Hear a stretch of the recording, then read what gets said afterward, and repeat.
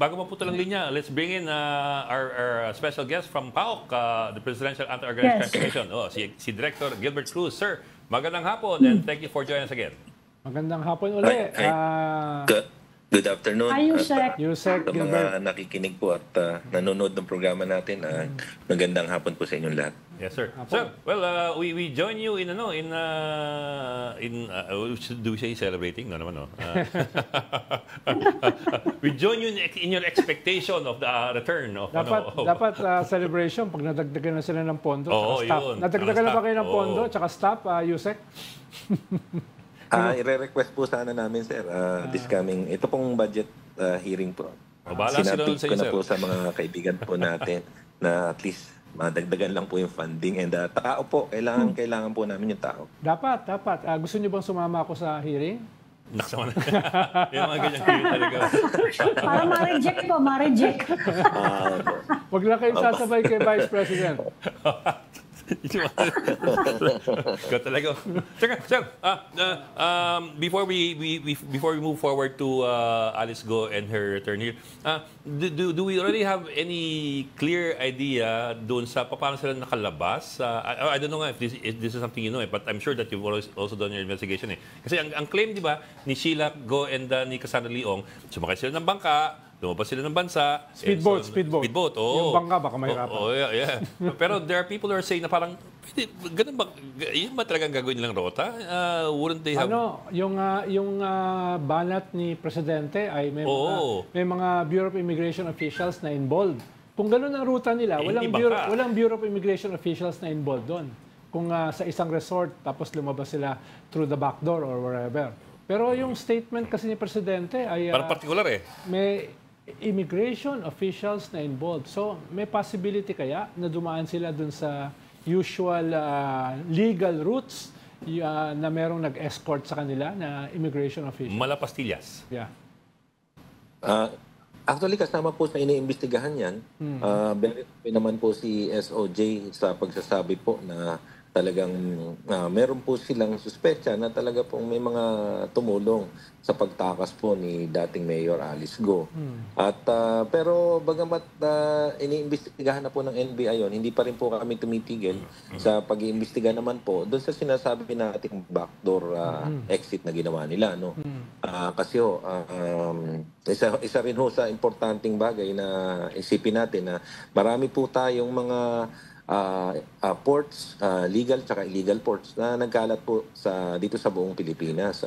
Yes. Actually, hindi na nga po natin na-account yung ibang mga private ports na tinatayo na lang basta-basta ng kung sino-sinong mga may pera at may mga malalaking lancha at bangka.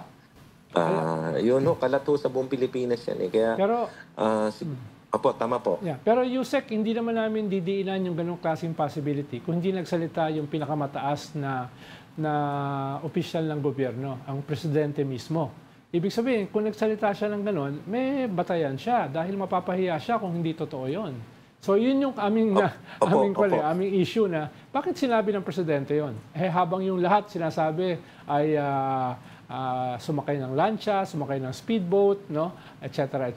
Pero yung presidente mismo nagsabi na immigration officials ang involved. So, it may not be that narrative na dumaan sa speedboat. At saka mukhang may hawak na ebidensya yung presidente.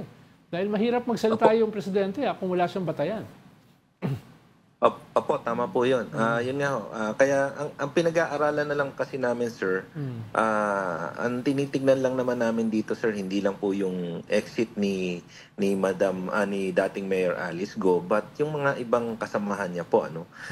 Kasi aside po sa kanya, may mga minomonitor po kami ng mga managers, mga top level po ng mga pogos na wala naman pong mga exit dito sa atin sa airport. But ang balita po namin na mga nasa labas na rin.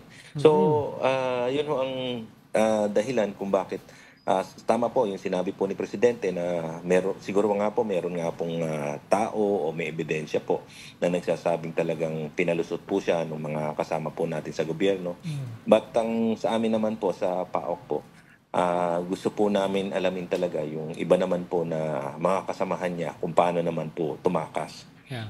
Halimbawa, Yusek, may bago kami nakuhang impormasyon na fake pala yung entry niya sa Malaysia. No, nakausap mismo namin yung mga kaibigan doon na hindi naman pala siya talaga nakapasok doon. Yun. So mga kanyan, mga latest na mga information. So yung mga dating impormasyon ay tama po yun, sir. Yun din ang ano namin kasi parang kasama sa package po yan yung pag-scrap po niya na yung pati po yung pagpipeke nung pag-alis niya dapat to magkaroon po sa passport para lumabas mo na talagang pumasok po siya ng legal way. So para makakalabas din po siya kasi kung kulang ho yung pagpasok niya maku-question po kagad siya, magkakaroon na po kagad siya ng violation ng immigration laws, tsaka yung mas madali po siyang mahuhuli pag wala pong tatak Yusek, yung Senate investigation ngayon, nabanggit yung role ng mga local government officials, local government units sa operation, mga illegal operations ng POGO. Tinitingnan niyo ba yan? Kasi binanggit din yung pangalan kanina ng mayor ng Sual, Pangasinan. Si Dong Kalugay na nililink nga dyan sa mga POGO na yan. Natatandaan ko, nabanggit na rin yung Suwala sa possible exit point actually para kaila Alice Go. Ano po yung masasabi nyo dyan sa issue yan? Alam nyo po, ma'am,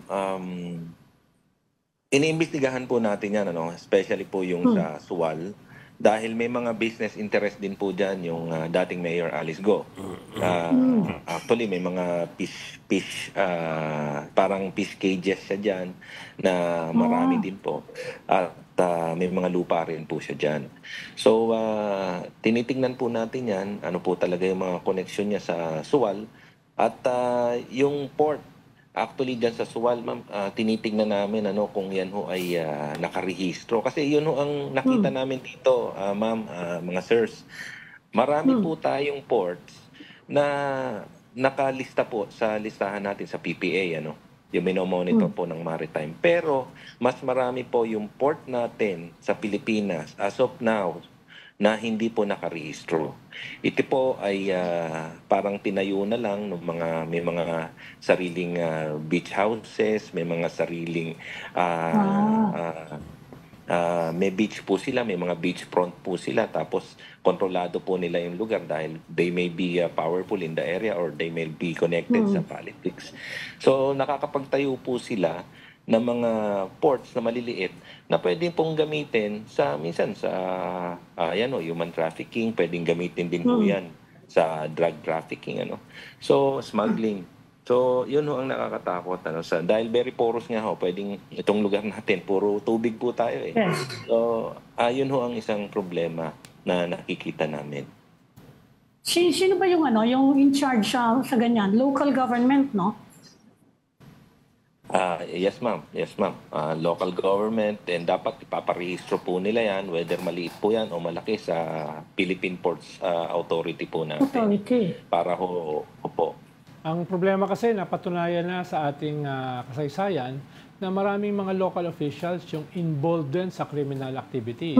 Pogos, drugs, weteng, smuggling, etc. So, delikado na sila yung may absolute control ng ganyang klaseng mga facilities, ng ganyang klaseng mga opening. Sabi nga ni Yusek, na isang porous na bansa katulad natin. Kaya inuulit ko yung dati ko pang proposal ng isang super body na hindi lamang nag-iimbestiga, kundi nag-i-implement ng mga batas natin na nagpo-fall in the cracks. Dahil lalong lalala ang kriminalidad dito. Tama po yun. Yun nga ho ang minsan, napapansin naman po natin na yung mga local government po natin na sinasabi nila, kaya sila gumagawa ng mga maliliit na port para po sa kabutihan ng kanilang quality o ng mga tao. But in some ways po, nagagamit po talaga sa kalokohan eh. And then, lalo na ho yung mga hindi pinaparehistrong mga maliliit na ports, yung mga private ports, nagagamit po talaga sa kalokohan. Pero, Yusek, ang PAOK, ang head ng PAOK is the executive secretary, no? Malacanang yun eh. Opo, ma'am. Pinag-uusapan na ba ngayon kung ano ang pwedeng gawin para ma-plug yung yan? That's a loophole in our regulations. pinag-uusapan na ba kung anong pwedeng gawin na to monitor closely these small ports, mga informal ports? Sa ngayon po, na-i-open pa lang yan. Nabuksan po kasi ito, ma'am, nung ako po ay nasa Dangerous Drugs Boards. Bago po kasi ako na-assign sa PAOK, nasa DDB po ako. And then, tinignan po namin yung listahan ng mga registered ports.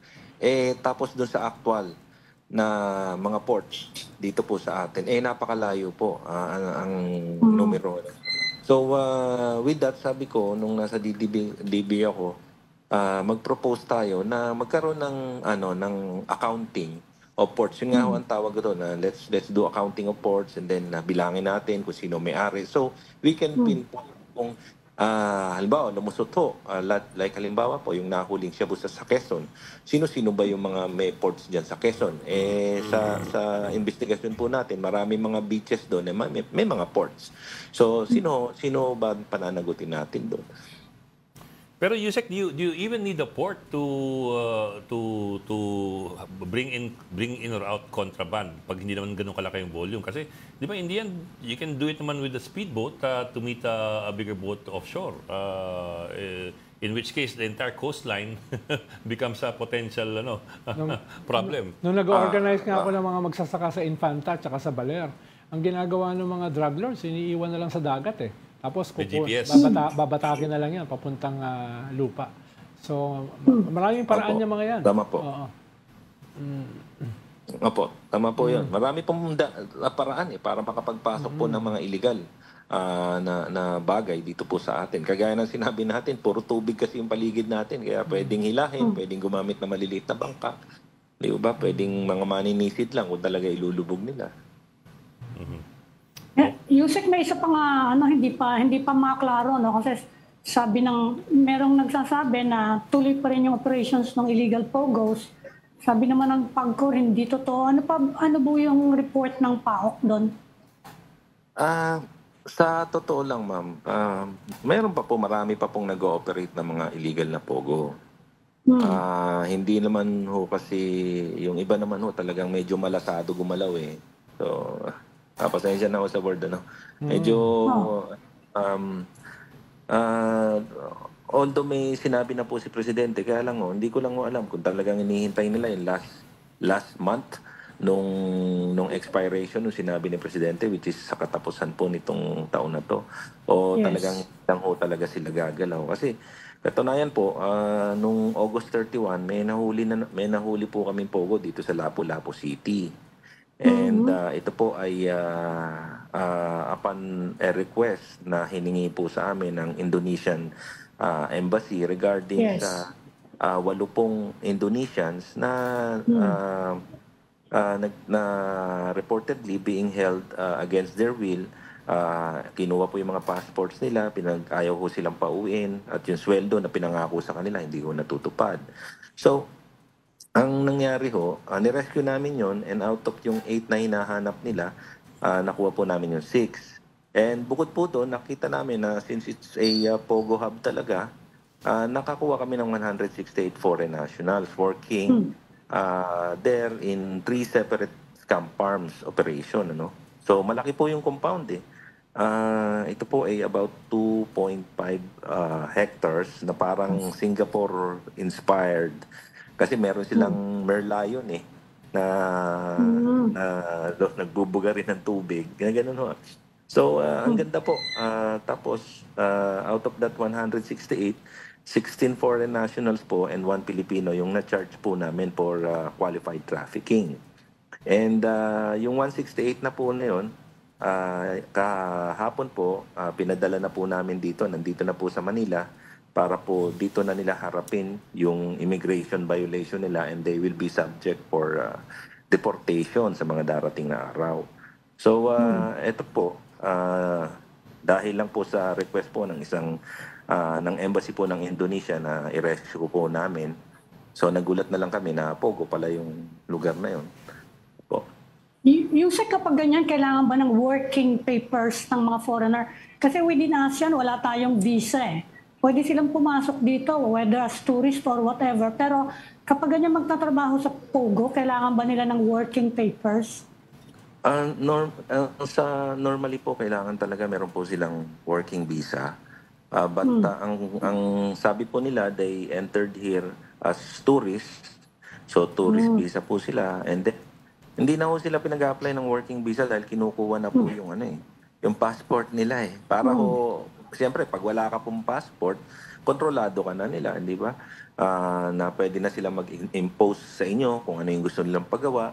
Dahil hindi ka makakalabas. Once na nasita ka ng immigration sa labas at wala kang passport, you will be deported agad, di ba? So, tapos hindi pa nila nababawi yung ginastos nila. So, yung iba ho, talaga nagtsatsaga na mag-work na lang kahit ang sama ho ng kondisyon ng pagtatrabaho at mabigat po para sa kanila. Dati nga may nahuli tayo na mahigit 1,000 Indonesian sa Clark. Di ba, Yusek? Opo. No? Tama po yun. Hindi lang mga Opo. Chinese ang pumapasok dito. No? Dumadami Opo. na rin yung mga Thai at saka mga Indonesians. Vietnamese po. Vietnamese din. Mismo Vietnamese, opo. yung presidente ng Indonesia ang kumausap sa ating executive secretary tungkol dun sa na yun, sa operation na yun. Dahil concerned sila sa human trafficking ng mga Indonesians. Tama po. Actually, sir, marami pong Indonesian kaming nakuha ngayon. Nasa 68 Indonesians po yung nakuha namin ngayon. Opo. Ano kaya ang pwede? Kasi visa-free tayo within ASEAN eh. Lalo sa mga, maluwag tayo sa mga workers eh. Within ASEAN, meron tayong ganyan. We are part of the treaty na open borders tayo. Ano kaya ang pwedeng gawin para hindi naman ma-exploit ng human trafficking rings, yung bukas na mga natin yan, policies? Mahalaga dyan, Ami, yung ating Bureau of Immigration dahil kahit kasi visa-free, hinihingian niya ng mga work permits eh. Yun ang nga tinatanong ko eh. Yung pastillas natin sa kwan, hindi na tinitignan yung work permit. Dire-diretso niya, ine-escortan pa. No? Kaya mas ang Kasi problema... paano kung pumasok siya na tourist? Yun ang problema eh. Tapos mag-overstay na lang dito. Diba? Posible yun, no? Pero ine-escortan usually yan eh. Grupo yan eh. Dahil hindi makapagsalita ng English. Di ba, Yusek? Kasi tayo mga Pilipino, nabibiktima din tayo. Di ba, Yusek? Marami na tayong mga mga OFW natin. Marami po. Nabibiktima sa Myanmar. Thailand, Yes, Myanmar naman tayo. Tama Mga po, natin, mga hindi pati yun basta-basta, mga tech-savvy ang mga nabibiktima sa atin. Napupunta sa cryptocurrency. Di ba? Tama po. Pinag-uusapan na kaya within ASEAN, ano kaya ang pwedeng gawin? Human trafficking. Pinag-uusapan na naman po yan, ma'am. Actually, kararating lang po namin from a ASEAN meeting. Yan ho ang concern nila eh.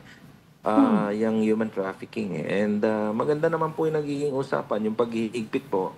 At actually, nakita nila kung paano natin i-handle yung human trafficking problem natin. Kaya napilitan po tayong magsalita during that time dahil they want to know yung ginagawa po natin sa Pilipinas kasi siguro napapanood din nila o nababasa rin po nila sa mga dyaryo o sa TV, napapanood po nila yung heads-on na ginagawa po natin and how we yung deal, yung mga malalaki, yung mga big boss po itong mga Pogo Hubs dito kasi dito po sa atin talagang pag yung mga I'll be speaking in behalf po doon sa mga nahuhuli lang namin na mga Pogo. Kasi pag may nahuli po kami, sinasubject po namin sa forfeiture eh.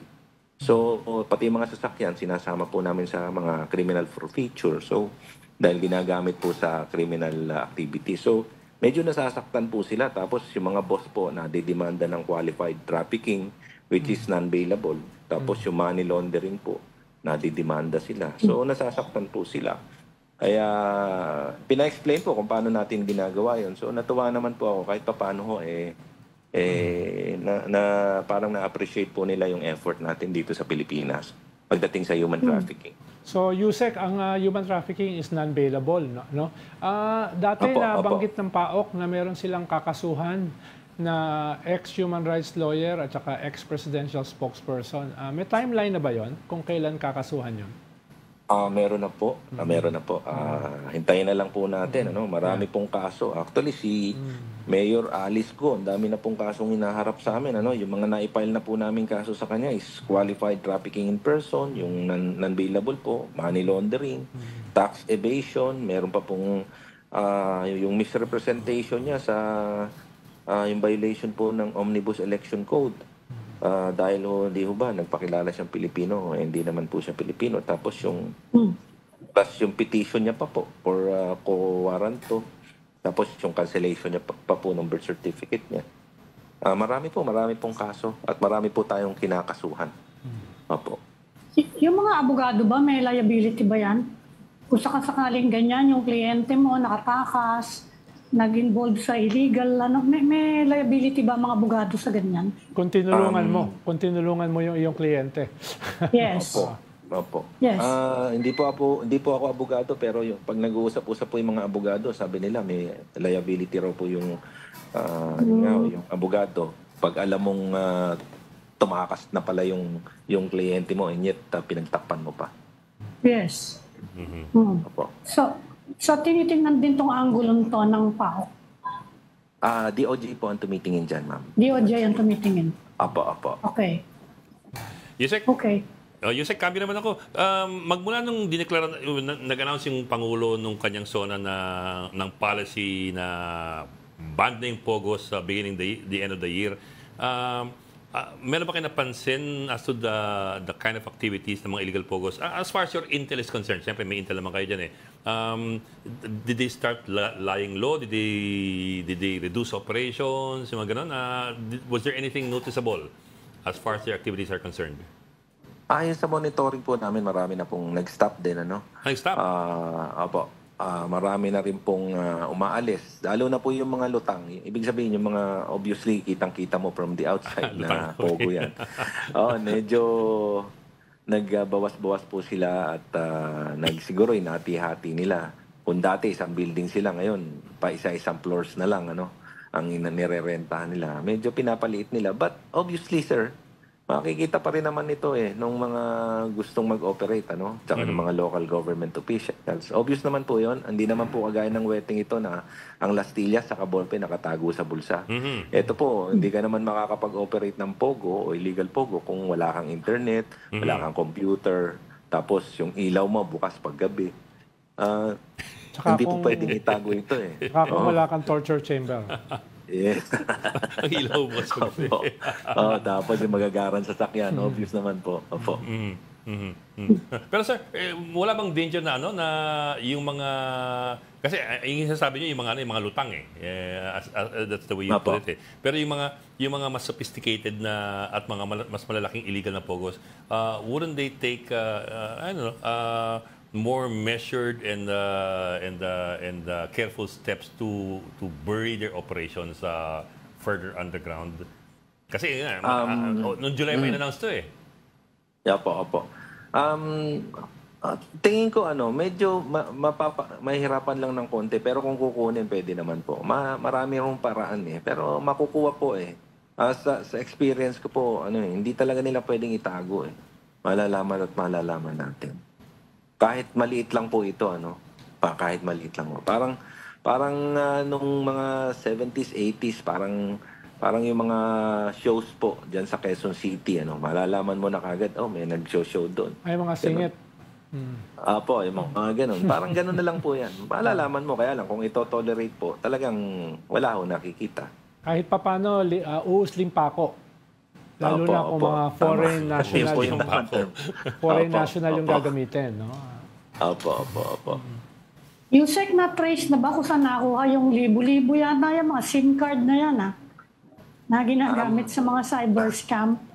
Actually, yun lang po naman ang siguro pinaka-shortcut dito is ipatigil na po yung pagbebenta ng mga blankong SIM cards ng mga telcos natin. Kasi ang nangyayari po kasi dyan, ma'am and sirs, nagbebenta po sila in bulk ng mga SIM cards, yung mga blanco. Meron pong mga number na yan, pero hindi pa po nare-register.